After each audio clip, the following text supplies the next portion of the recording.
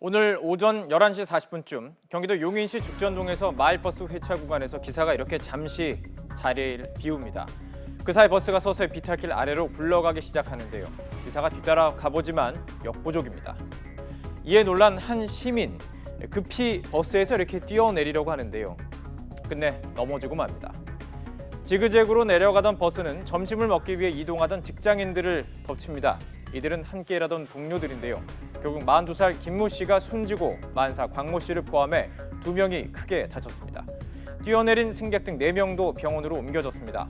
경찰 조사에서 운전자는 시동을 켜둔 상태였고 기어를 중립 상태에 둔 채 주차 브레이크를 꽉 채우지 않았던 것 같다고 진술했습니다. 소중한 목숨까지 앗아갈 비탈길 사고, 이번이 처음이 아니었습니다. 지난달부터 연이어 벌어지고 있는데요. 이 사건 기억하십니까? SUV 승용차 앞에 40대 여성이 쓰러져 있는 것을 볼 수 있습니다.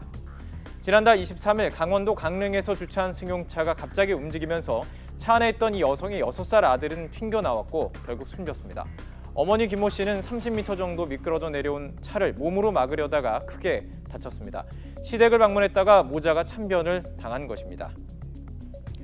자, 이보다 이틀 전 성남에서도 인명사고가 있었습니다. 비탈길에 주차된 SUV 차량이 200m 넘게 움직여서 인도로 돌진했습니다. 인도를 지나던 사람들을 덮쳐서 1명이 숨졌고 2명이 다쳤습니다. 경찰은 두 사고 모두 제동장치를 잘 하지 않았거나 이상이 있는 것으로 보고 있습니다. 그보다 앞선 12일에도 승합차 비탈길 사고 또 있었습니다. 서울 구기동에서 짐을 옮기기 위해 비탈길에 세워둔 소형 승합차가 갑자기 움직이면서 운전자 68살 조모 씨가 다쳤습니다.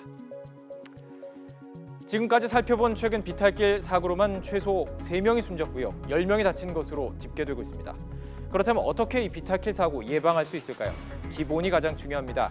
기어를 중립이 아닌 파킹에 놓는 것, 특히 비탈길 주차 시에는 꼭 확인하셔야 합니다. 혹시 모르는 상황을 대비해서 핸들을 꺾어서 바퀴도 이렇게 직선을 향하지 않도록 해야 합니다. 문제가 생겨서 구르더라도 인도의 경계석으로 인해서 멈추게 되겠죠.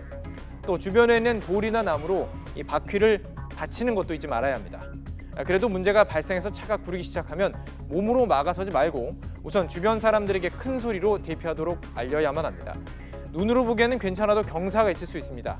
꼭 변속기를 주차해놓고 확인하는 습관을 가져야만 불의의 사고를 막을 수가 있습니다.